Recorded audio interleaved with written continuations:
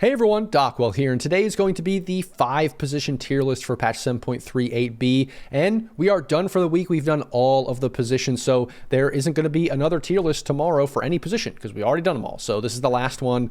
I know everyone's like, oh, where's this position? So finally we've done all of them, and here it is. Here's the meta for now. Who knows how much it will change into the future. So starting off with the first hero in S tier, we have Ancient Apparition, and this hero could honestly be argued that it is S+ tier. I know I keep saying that for different heroes in this patch in the S tier from all the positions, but I feel like a lot of these heroes do deserve S, but there are ones that are just a smidge higher, but I don't feel like it's enough to actually put them up there. So if you wanted to argue this is the best hero, best 5 position of the patch, I could totally agree with you.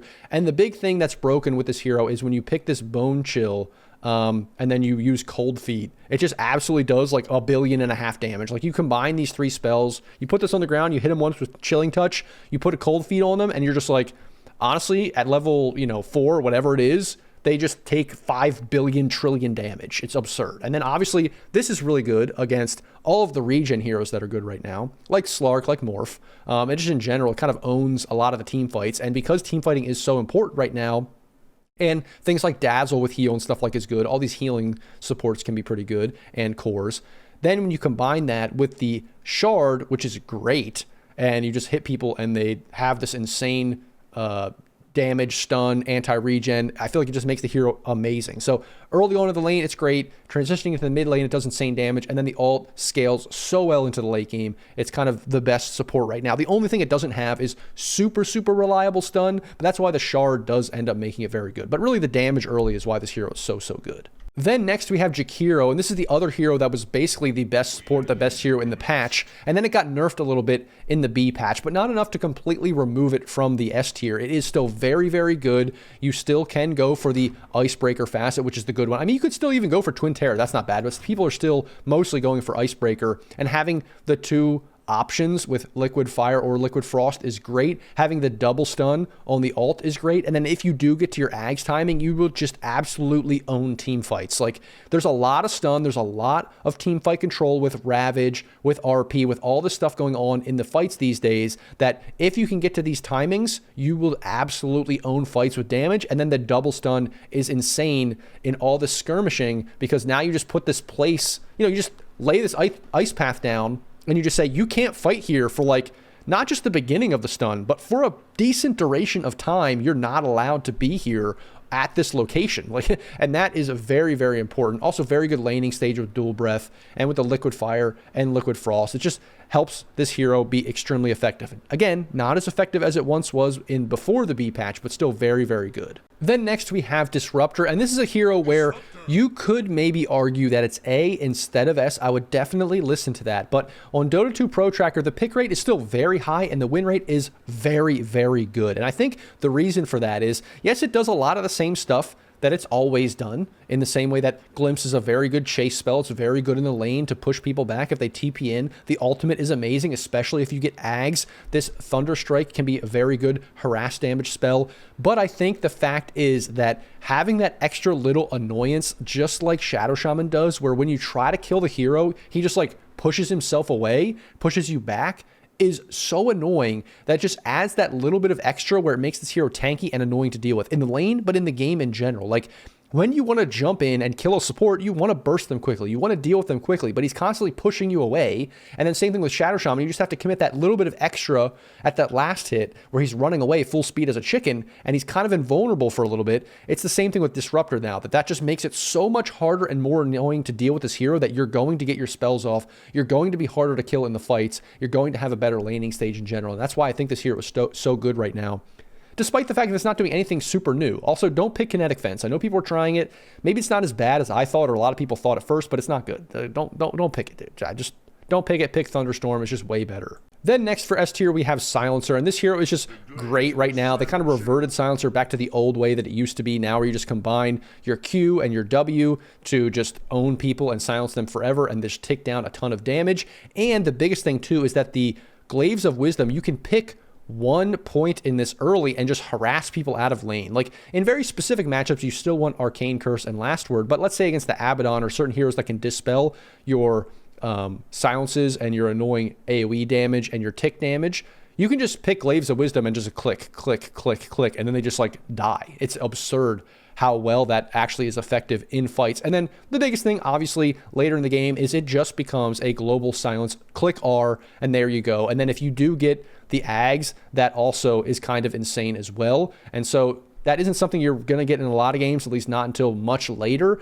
but that just amps up what this hero does from the 5 position, which is I can cast my spells in a fight once, I can click R at the perfect time, and boom, there's my team fight effectiveness. That's all I really need to do. I just make sure that the enemy can't use their RP, can't use their whatever, have to pop their BKB to get rid of the silence, force people to have like Manta or Satanic or any of these other dispel things that just they need to pop that just for my silence, and that can be extremely annoying. Or if people pop BKB preemptively, you can then pop silence on top of that, which is also insane and awesome. So that's why this hero is just so good right now. The laning stage is secured, can be very effective, and then later on in the game doesn't really need any items, just needs defensive items so that you can get off these spells in the game. Then lastly in S tier we have Warlock, and I'm putting this hero here because it has a great pick rate and pretty good win rate, and honestly you might be able to argue that this hero is kind of similar to Disruptor, but I just think, despite the fact that it's been nerfed in the B patch, and even in the 7.38 patch, the nerfs were small enough that it doesn't really matter. And the lower MMR you go, since this is a pub tier list, the better this hero is. It just absolutely is insane. And I think especially because a lot of the carries you're going to be pairing with this hero now, in the lane specifically, are very aggressive, are strong laning carries. And so adding that slow and the spread damage, the ability to push the wave in and then go pull or secure the Lotus, all that kind of stuff really, really adds to the effectiveness of this hero. Yes, you could still lane pretty well with like a Spectre, for instance, let's say. Because you can heal the Spectre, that's pretty effective. But honestly, like if you think about Warlock with the Spectre like in last patch, that just feels like a super weak safe lane. Like you're not really doing much there. Like you're giving the off lane in the 4 position a free time. And honestly, half of the games probably, the off laner could just solo that lane 1v2 and be fine. And the support can go gank mid or do whatever else. And that can honestly lead to a very bad game. Well, the difference now is a lot of these aggressive and very strong carries in the lane, you pair the Warlock with that, you're doing a ton of damage with all the creeps. With the pulls or whatever, now you're doing a ton of damage there. You're slowing them if they get in the wrong position and they don't have mobility. It's like all these combination of things, like with the slow from Ursa, with the dagger from PA, with the jump from Slark, and you combine that with a Warlock, you can absolutely crush lanes and then transition that into a later game success where if this hero gets to items, if this hero gets to the levels, you can solo carry with just a Warlock, with all of these team fight abilities. And then you combine that with a Ravage, you combine that with an RP, a lot of these good abilities right now, a lot of these good heroes, it's just absolutely absurd. And you can carry the game basically solo with a Warlock in a lot of different MMRs at a lot of different times, if the game's going well for you, of course. Then next we have A tier. Winter Wyvern is still pretty good as a support in general, even though it was nerfed from when it was like broken. And like I said, in the 4 position, the jumping around of your ultimate can be very, very effective. You don't really need items. And that's kind of the thing with this hero is there in the past have been the item builds that you can go for on the Winter Wyvern that make you kind of a core. You can even pick off lane Winter Wyvern. And although that still sort of is a thing, right now it's just Winter Wyvern's great for the heal. It's great for the ultimate, and you don't really need items. Maybe just some defensive items, very similar to like a silencer and other things like that, where you don't really need anything other than just pressing your abilities and getting some levels. And that's just what Winter Wyvern can do, even though it did get nerfed a little bit. Then next we have Crystal Maiden, and this hero was buffed a lot in 7.38 and then not touched at all in 7.38b. And so a lot of these other heroes got small nerfs. And honestly, Crystal Maiden could be on the upswing to even potentially be S. It is a very, very good hero right now, and mainly because they buffed the passive with the mana regen, and then they also buffed the facet that everyone's taking now. It's actually like a new facet where your Q basically not only does it do damage and slows the enemy, but now it gives a damage barrier to allies. So basically, with a lot of these melee aggressive heroes that you're going to be paired with in the lane, they're jumping on, let's say, like a Slark or like a PA or like an Ursa. These are the examples I'm always giving. They jump in, you press your Q, now you're slowing 2 heroes. Now you're doing damage and you're giving a damage barrier to maybe you and your ally there. That's kind of insane. Like this ability now just does so much, and the hero is like supplying mana to everybody, so you can spam spells so much in lane. It just kind of is very, very good. And then it also does the same things it's done for a while, where you can now obviously get BKB, you can ult in the middle of the fight, you're very hard to deal with in that way. You can also farm with the Shard more. The Shard is actually very good in a lot of ways for farming and stuff like that. So it just ends up being that this hero is effective in lane, very, very effective, and still squishy, still sometimes can be food in certain situations, so you do need to be careful, but just those buffs really made it good overall. Then next we have Dazzle, and again, the hero of the patch. You can just pick it as a 5 position, do all the same things Dazzle used to do, and then if you end up getting to your items, I still say you would go defensive items first, maybe like Force, Glimmer, that kind of stuff, but then eventually you can still get your Ags, you can still get the items that you otherwise would get as a core position and be honestly insane, but you can still be very, very effective as a 5 by just doing all the same things, being in the fight and casting all of your abilities. Well, now they have to hunt down the 5 position. Now they have to go at a different spot in the trees or on the cliff or wherever it is to find your actual body to kill you while you're actually having effect in the fight and being extremely safe. So that's just honestly the dream for any of these heal save supports. So that's why it's still very good. I think it's not as good. It doesn't really deserve S tier because I think you still want that damage, that Ags, to really make it as effective as it would otherwise be to be like the best hero, broken hero, like it is from the mid position and stuff. So that's why it's not S, but still, it's still very, very effective with the ultimate and what you want to do, and it still makes this save heals hero very, very good. Then we have Lion, kind of just typical great hero for all the same reasons that I said it was a good 4 position hero. Again, you don't necessarily need anything but a blink on the hero. That's why, and you don't even need that necessarily. You can still have a good lane. You can still be effective with the mana drain, both of your stuns and your burst damage. But then if you do get items, that's great. But as a 5 position, you can just get defensive items and maybe a blink and that's it. Same thing with Shadow Shaman. You can get items on the hero, but you also don't necessarily have to. You can be a great 5 position as well with your survivability, with your tower push, and then maybe just buying a blink and defensive items. Very similar in that way. Great with the lockdown. Ringmaster, just like I said from the 4 position, another just typical support these days, but just feels like it's been forgotten in the same way that I said before. People don't really pick it that much, but it has a good win rate overall when it is picked. I'll just comment again that the unicycle thing, I don't know if that's actually broken. I've seen some kind of meme stuff about that. We'll see. I've never actually seen it in a real game, so we'll see if that ends up becoming a better thing. But again, people just don't pick it very much, don't see it very much. It's been forgotten ever since it was released, but it is pretty good right now. Then in terms of melee 5 positions, if you do have a good combination where you feel like you're not griefing by running in, running down heroes, and pressing cogs, that can be good. But sometimes that can be a little bit weird when you're pairing it up with all of these melee carries. So a melee 5 position sometimes can feel awkward. So just make sure you're not necessarily griefing your team, but obviously you're going to be picking this first, so it's hard to say. You'd probably rather be picking all of these kind of ranged 5 positions, but it can still work. For the melee 5 positions, Clockwork's probably the best one right now, especially because, again, you don't need items on the hero. And that's why I said it was kind of a lower tier 4 position, because what items are you really going to get? Are you going to get Orchid, Blade Mail? Those things are good, but you can just be as effective with just running people down and using your hookshot and stuff like that. Then Zeus can still be good, honestly. I hesitate to put it at A, but I think the win rate and the pick rate still kind of bear out that it is decent despite the nerfs on the AoE to the bolt for, you know, finding wards and stuff like that. But again, you can still be effective even without items, and then if you do get your items, you are doing a ton of damage. Now, I would want, if you do pick Zeus as a 5 position, I would hope that you have a very good and aggressive and lockdown or control carry in your lane, and that your off lane isn't just straight up carry, is one of these better off laners that offers more team fight and stuff like that. Because right now, as a Zeus 5, you're not doing any lockdown. It's kind of like a Pudge in the sense that you can actually own, you can be very good, but you need to make sure that the other heroes on your team are good as well. Again, you're picking it first, so it's hard to say, but that's why it's like maybe even just wait for the other hero, the other person that's a support to pick, to just see what they pick. Because if you guys both pick like no lockdown, that can end up being pretty bad for your team overall.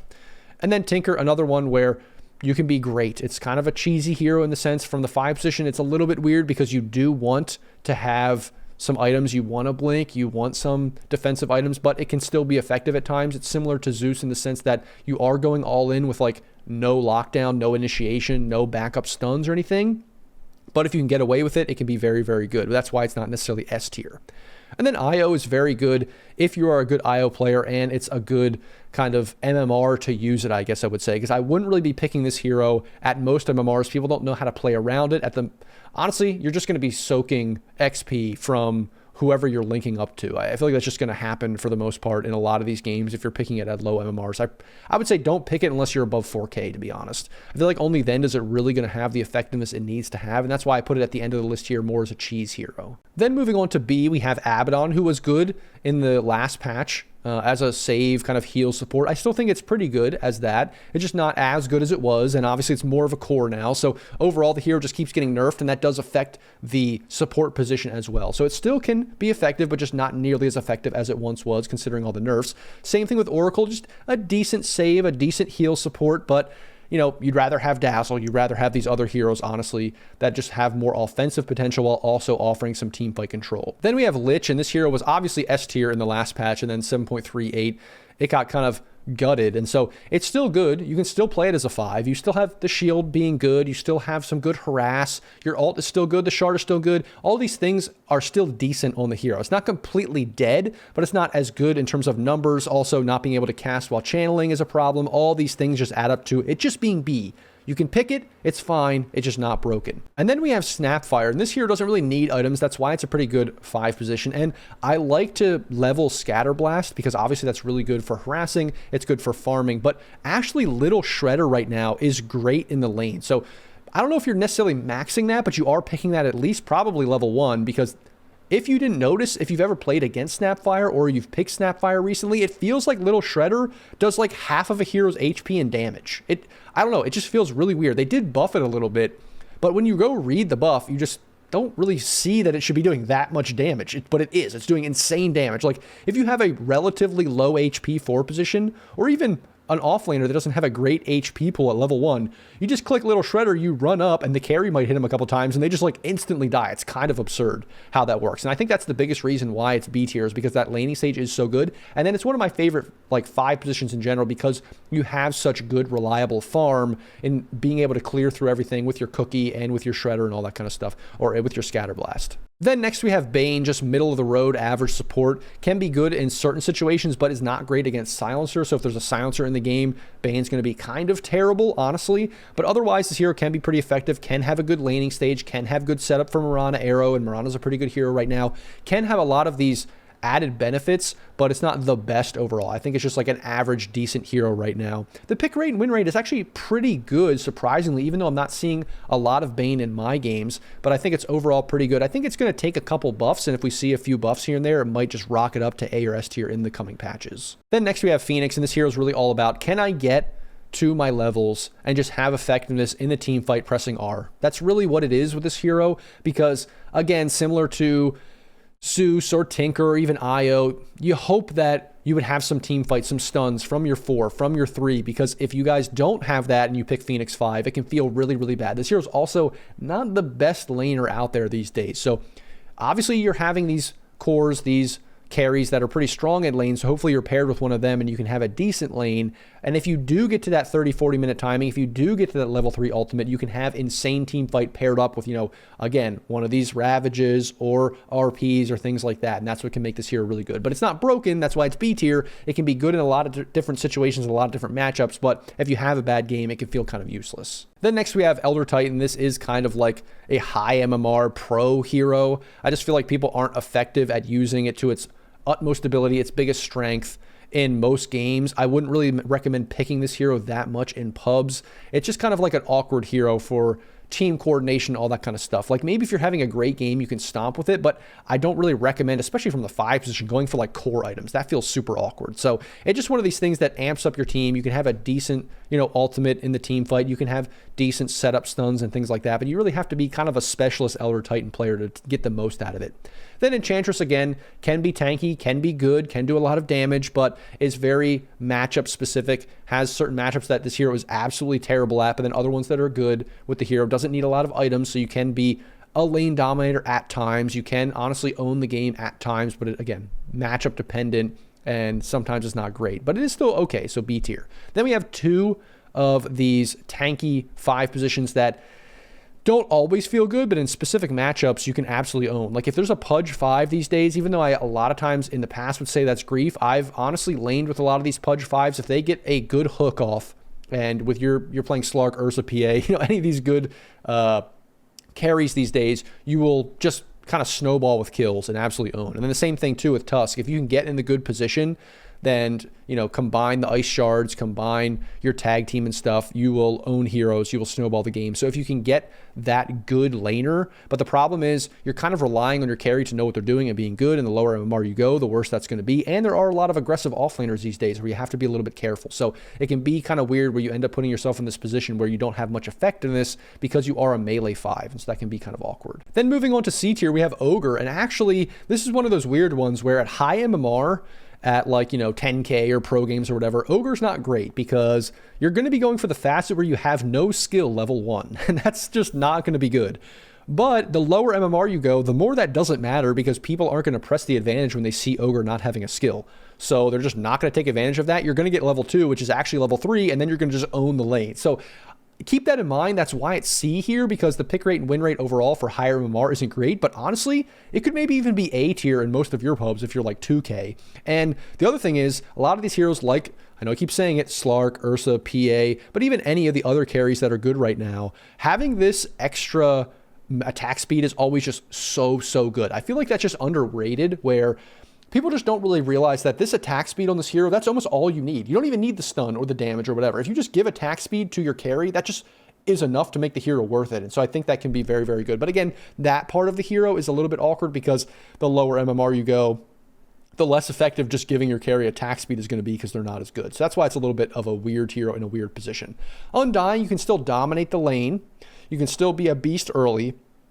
But again, I don't know how effective that is really these days, because you can still win the lane with these aggressive carries and with these other stuns and all that kind of stuff to keep people on top, and you're not maybe doing as much damage as some of these other heroes in the late game. And then once you get to the late game, you just kind of put the tombstone down and just like hope it works. You know, you just put the tombstone down and ult, and then like, I guess I'm doing something, guys. But all these other heroes, they have insane team fight. You know, they have insane control. They have all these other things. This guy's just a tomb.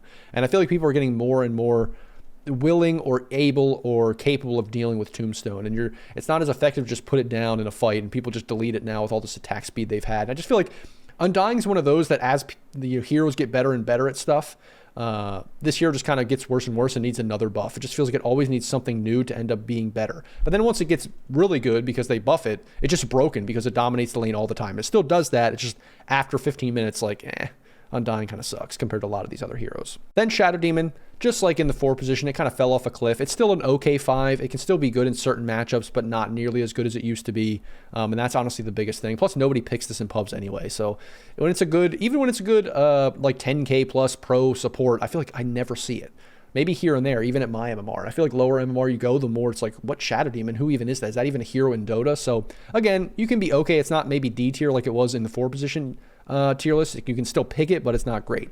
Witch Doctor is one of those where, again, it's actually similar to Ogre, where you're not actually going to be as effective at higher MMRs, but I think the lower you go, the more you can just own the game with Witch Doctor. So this is a little bit of me just putting it here because this is what the pick rate and win rate kind of say. It's not as good as it used to be, but at 2K MMR, 1K, whatever, it might be A tier. So just keep that in mind.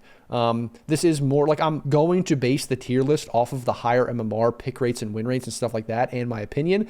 I don't want to like totally say, okay, well, you can pick Ogre and Witch Doctor, so A, because then that's like, it's a little bit weird then. Because then like Io would be, you know, I don't know, D. Like, so it's just a weird, I don't want to base the list off of that. But so don't get discouraged if you like picking Witch Doctor, seeing it C. It is still effective at times.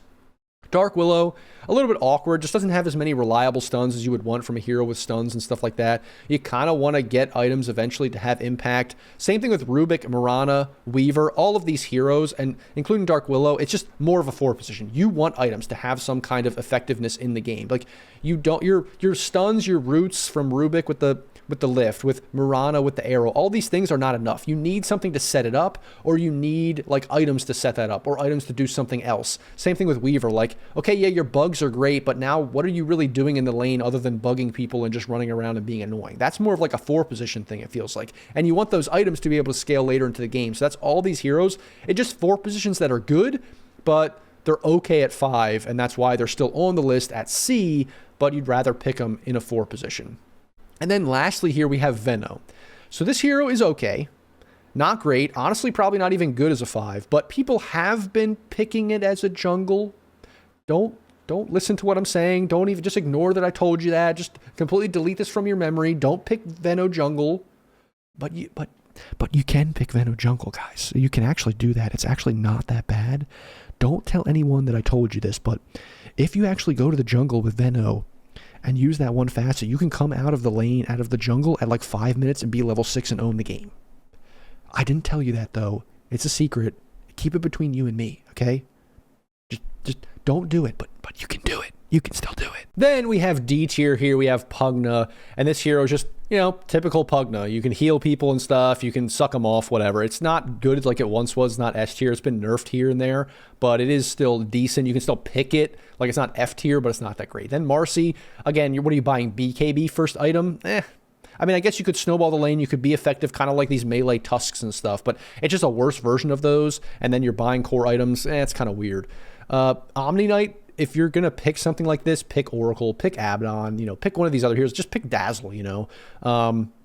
You could pick it, I guess, but that's why it's D. Like, it kind of works, but not really.